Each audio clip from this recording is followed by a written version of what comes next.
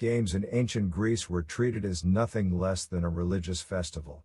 The Greek Olympics are believed to have begun in 776 BC, which inspired the beginning of the modern Olympic Games in 1896. These games were a way of paying tribute to the king of gods, Zeus, and were staged every 4 years in a valley near the city of Elis called Olympia. The inbuilt warrior skills of the Greeks led to the birth of games such as boxing, chariot racing, running, wrestling, and much more. The games were very different from the modern games in terms of participation. There were many games in which the men who could speak the Greek language were allowed to compete to the exclusion of men from other countries.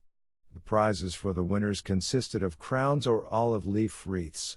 The games were used as a political instrument by cities and states, allowing them to showcase their dominance over rival kingdoms. The rules were lax, and competitors played dirty. The ancient Greek games became a way of spreading the Hellenistic culture over the Mediterranean region. Listed below are 9 sports that brought out the athletic spirit in ancient Greece. Number 1.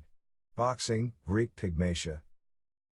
Ancient Greek boxing dates back to the 8th century when it was considered an important part of Greek athletic culture. There are numerous legends related to the birth of boxing as a sport in ancient Greece. The earliest legend holds that the heroic ruler Theseus invented boxing. In his version of the sport, 2 men sat facing each other and beat each other to death with their fists. As time passed, the sitting positions changed into standing, and the boxers started to wear gloves with spikes. They fought completely naked. Another legend is told through the work of Homer. In his Iliad, Mycenaean warriors included boxing as a way of honoring the fallen. Boxing was listed among the contests that were held in memory of Achilles, who died in the Trojan War. Unlike modern-day boxing, there was no distinction between weights and ages. The competition was not divided into rounds, but it ended when one of the competitors gave up, or was killed, or both were exhausted and finished by mutual consent. Moreover, any blow with the hand was allowed apart from to gouge out the eyeballs. Holding or wrestling each other was prohibited. If the fight went on for too long, competitors were allowed to exchange undefended blows to speed up the process. Number 2. Chariot Racing. We know that chariot racing began during the Mycenaean period from artistic evidence on pottery, and the chariot race is believed to be the event that started the Olympic Games. According to the ancient Greek poet Pindar, King Oenomaus challenged his daughter's eligible suitors to race against one another. Pelops won the race, and the Olympic Games were born in honor of his victory. Homer's Iliad is the first literary evidence of chariot racing held at the funeral games of Patroclus. In the ancient Olympic Games, as well as the Panhellenic Games, there were both 4-horse and 2-horse chariot races. Apart from the number of horses used, the rules were the same for both. The sport was first added to the Olympics in 680 BC. Initially, the event took place on one day and was later extended to a 2-day event. Chariot racing was the most important event out of all other equestrian events such as racing on horseback, and traditionally took place on festival days. The races were held on a wide, flat, open space called a hippodrome. Number 3. Pankration. A firm favorite with ancient Greek crowds was Pankration, a form of martial arts that combined boxing and wrestling. It was launched back in the 2nd millennium BC and was undoubtedly considered to be one of the toughest and most dangerous games. From gouging out the eyes to strangling, everything was permitted. In 648 BC, the game was introduced to the 33rd Olympic Games in Greece. It is believed that Theseus, the founder and king of Athens, invented Pankration. He allegedly used this unique combination to defeat the half-human, half-bull creature, the Minotaur, which was locked in the labyrinth of Minos. Also from mythology, Hercules is said to have won a Pankration contest in Olympia. Many Greek vases depict the hero conquering the Nemean lion using a strong lock, which is a method used during Pankration fighting. The sport had 2 main phases. The first was Pankration or upper Pankration, during which contestants fought upright. The aim was to use punches, kicks, and lethal blows to knock down the opponent. The second phase was Pankration or lower Pankration, which included joint locking, grappling, and strangulation techniques to defeat the opponent. Pankration gave its players the freedom to develop their own style. Fighters even got nicknames according to their unique method of defeating their enemies. Initially, the players fought with bare hands and naked, walled bodies. Later, thong wrappings were used to cover their hands and forearms. Number 4. Discus Throw. Part of the ancient Greek pentathlon, the discus throw dates back to 708 BC. In ancient times, the discus was made of lead, stone, iron, or bronze depending on the availability of the metal in ancient Greece. Athletes hurled the discus in a spinning motion. The distance the discus reached depended on the weight of the thrower's body and the discus, and the throwing technique. In many ways, this sport was a test of both the thrower's strength and the accuracy of the throwing technique itself. Homer mentioned the discus throw in his epic, the Iliad. Furthermore, Myron, an ancient sculptor, documented the game in his sculpture of an athlete preparing to throw a discus. Today, both the shape of the discus and the technique of throwing it is similar to that of ancient times. Moreover, the game has not undergone any major changes and remains practically the same as it was then. Number 5. Jumping. Jumping is believed to have links with ancient Greek warfare.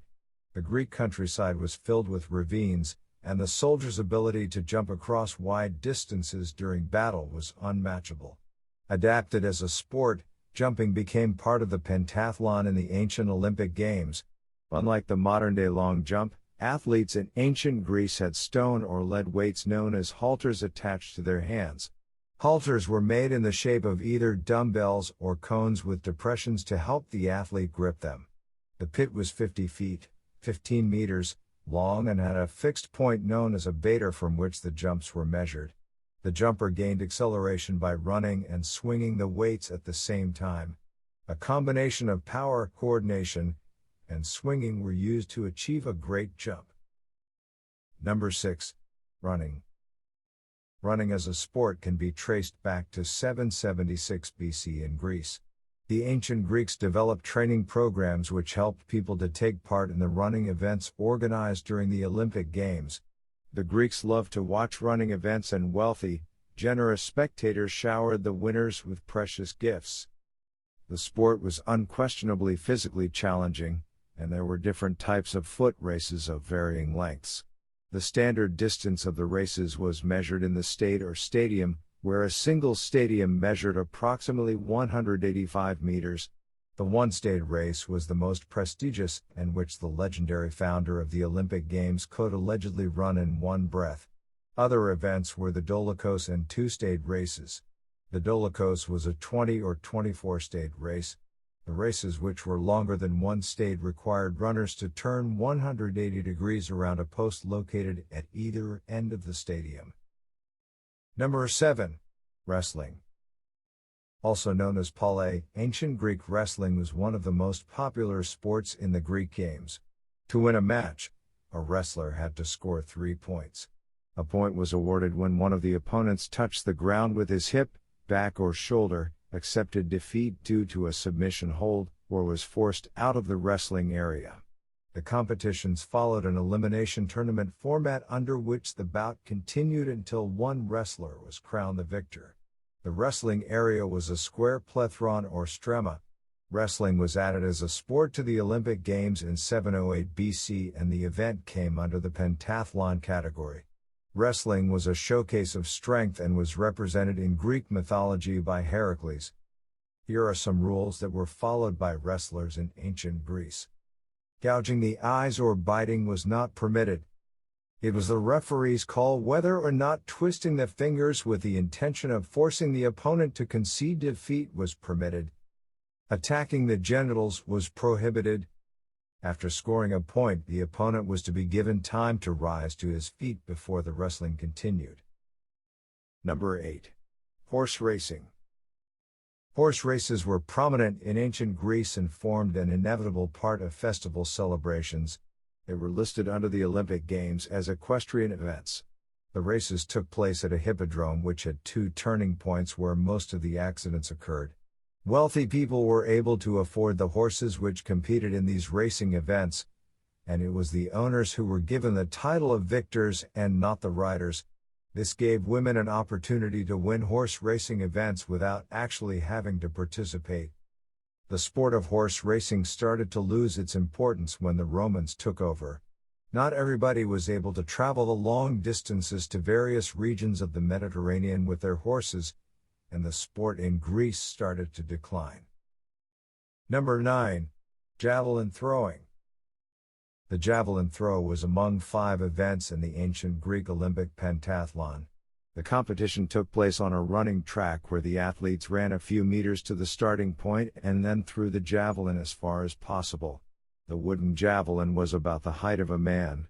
The difference between the contemporary javelin throw and the ancient technique is that a leather loop was attached to the spot at which the javelin was held. The athlete could then artificially extend the length of the arm by placing 1 or 2 fingers in the loop. This also gave the advantage of greater acceleration of the javelin over a longer distance. Moreover, the loop made the javelin rotate on its axis, which gave more stability to the throwing process.